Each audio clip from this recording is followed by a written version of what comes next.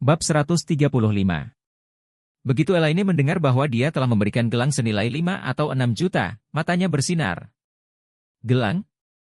Di mana itu? Tunjukkan itu padaku. Charlie sangat waspada di dalam hatinya dan berkata, Bu, gelang itu ada di kamar tidur, tapi aku berencana mengembalikan yang ini. Kembali? Elaine tidak bisa menahan cemberut, apakah otakmu sakit? Kembalikan 5 atau 6 juta barang? Charlie berkata, saya hanya melakukan sedikit bantuan, dan mereka memberikan hal yang sangat berharga. Itu tidak pantas. Apa yang pantas dan tidak pantas? Elaine berseru, jika dia berani memberikannya kepada kami, dia berani memintanya. Bagaimana dengan gelangnya? Jika Anda tidak membutuhkannya, saya menginginkannya. Charlie tahu bahwa ibu mertua tidak menahan pikiran yang baik. Gelang itu sebenarnya dimaksudkan untuk diberikan kepada Claire olehnya, tapi dia belum menemukan alasan yang cocok untuk memberitahunya, jadi dia menahannya. Tanpa diduga, mulut Yakub cukup cepat, dan sekaligus bergetar. Bukannya Charlie enggan menanggung gelang beberapa juta. Lagi pula, dia memiliki hampir 10 miliar di kartunya. Jenis gelang apa yang tidak mampu dia beli? Tapi kuncinya adalah dia merasa ibu mertuanya sangat tidak pantas untuk memakai barang-barang berharga itu. Dengan temperamennya yang lihai dan karakternya yang picik, mengenakan gelang seharga 30,000 hingga 20,000 adalah hal yang pantas untuknya. Namun, ibu mertua Elaine tak rela melewatkan kesempatan kali ini. 5 atau 6 juta gelang, berapa wajahnya? Jadi dia berulang kali mendesak, di mana gelang itu? Keluarkan dan biarkan aku melihatnya.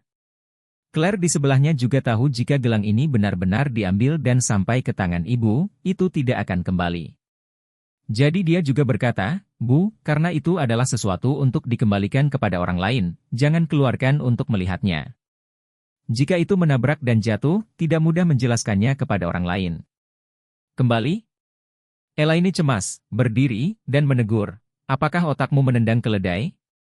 Claire tahu bahwa ibunya pasti ingin memanjakannya lain kali, jadi dia dengan tegas berkata, Bu, jangan membicarakannya, saya sudah berdiskusi dengan Charlie, ini masalahnya. Elaine juga tahu temperamen Claire. Jika dia bersikeras untuk mengembalikannya, dia tidak bisa menghentikannya. Memikirkan barang bernilai jutaan yang akan dikembalikan, dia segera meneteskan air mata dalam kesusahan, menangis dan berkata, tidak apa-apa untuk menyewa menantu, dan tidak apa-apa untuk menyewa menantu. Gadis itu dan aku tidak sepikiran, aku baru saja mati. Claire memberikan sepotong daging kepada ibunya dan berkata, baiklah ibu, saya akan membelikanmu gelang di masa depan. Ini yang kamu katakan. Hari pelelangan.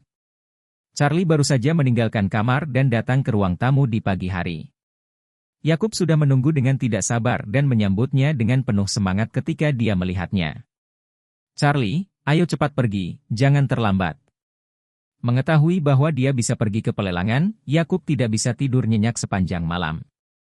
Dia sudah menunggu Charlie di sini.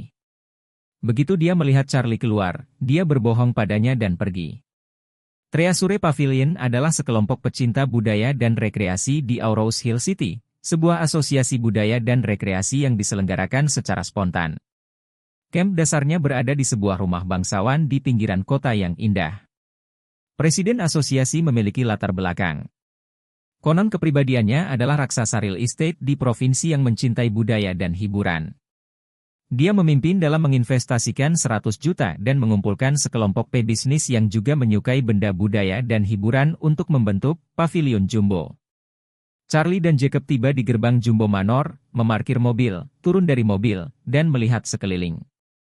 Pemandangan sekitarnya sangat apik dan tenang, dengan rasa kemewahan, dan semua mobil yang diparkir di luar adalah mobil mewah, dan yang terburuk adalah Porsche. BMW seri 5 yang dikendarai Charlie seperti burung pegar yang jatuh ke sarang burung Phoenix, sangat mempesona. Ketika tuan tua turun dari mobil, dia harus berjalan masuk. Bab 136. Jacob sangat bersemangat. Ini adalah pertama kalinya dia datang ke acara mewah seperti itu. Dia terus melihat sekeliling, tapi dia masih sedikit takut dan tidak bisa melepaskan tangan dan kakinya. Di pintu masuk venue, Jacob menunjukkan surat undangan itu dengan gugup. Dia sedikit khawatir, apakah kedua surat undangan yang didapat Charlie itu palsu? Namun, keamanan di pintu segera melewati verifikasi, dan dengan hormat berkata kepada mereka berdua, silakan masuk. Yakub merasa lega dan berjalan masuk dengan Charlie. Mereka berdua baru saja memasuki venue, dan Harold, yang berpakaian seperti anjing, juga masuk dengan angkuh. Begitu dia masuk, Harold mengerutkan kening, ekspresinya berkedip karena terkejut. Charlie dan Jacob ada di sini. Yang ini, yang masih muda dan compang-camping, apa yang kamu lakukan di sini? Hanya ada satu surat undangan di seluruh keluarga Wilson, dan sekarang ada di tangannya, apakah kedua kain ini ingin masuk? Memikirkan kerugian yang diderita Charlie sebelumnya, Harold melangkah maju dengan marah, dan berteriak, Charlie, bagaimana kamu bisa masuk? Apakah kamu tahu di mana ini? Charlie tiba-tiba mendengar suara bebek jantan Harold, dan tidak bisa menahan cemberut. Ketika Jacob melihat Harold, dia tersenyum penuh kemenangan, oh, Harold, kamu juga di sini. Harold tidak hanya memandang rendah Charlie, tapi juga paman kedua Jacob, jadi dia mengerutkan kening dan bertanya, apa yang kamu lakukan di sini? Apakah ada undangan? Tentu saja. Jacob berseru. Harold bertanya dengan agresif, hanya karena kalian berdua masih bisa mendapatkan surat undangan? Dari mana asalnya? Charlie meliriknya dan berkata dengan acuh tak acuh, Harold, dari mana asal surat undangan kita? Apa bedanya bagimu? Harold mencibir dan berkata, sedangkan untuk kalian berdua, bagaimana kamu bisa mendapatkan surat undangan dari keluarga Song? Saya pikir kalian mencuri surat undangan orang lain dan masuk ke sini, kan? Charlie tidak repot-repot memperhatikannya, menoleh, dan tidak berkata apa-apa. Sikap cueknya membuat Harold semakin marah. Di matanya, Charlie hanyalah sampah, dia tidak memiliki status sama sekali di keluarga Wilson, dia adalah orang yang lebih rendah. Dan sekarang, Charlie juga bisa datang ke Treasure Pavilion, yang membuat Harold merasa sangat terhina. Orang inferior yang makan sisa makanan, mengapa berdiri di sini berdampingan dengannya? Harold menatap Charlie, menunjuk hidungnya, dan berkata, bagaimana kalian berdua bisa masuk ke sini? Charlie mengerutkan kening dan berkata kepada Jacob, ayah, jangan peduli dengan kerusakan otak seperti ini, ayo pergi, jangan pedulikan dia. Berhenti. Harold melangkah maju, dengan sengaja menghalanginya, menatap dengan provokatif, kamu masih ingin lari, apakah kamu bersalah? Anda pasti menggunakan cara yang tidak tahu malu untuk masuk. Anda tidak memenuhi syarat untuk memasuki acara kelas atas ini. Tunjukkan surat undanganmu. Charlie juga marah, meskipun dia mentolerir langkah demi langkah, tidak mungkin lawan bisa memprovokasi lagi dan lagi. Dia berkata dengan dingin, lihat surat undangan saya. Anda tidak layak. Keluar.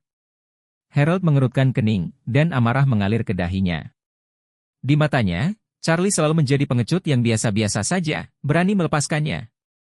Harold meraih lengan Charlie, dan berkata dengan dingin, jika kamu tidak berbicara dengan jelas hari ini, tidak akan membiarkanmu pergi.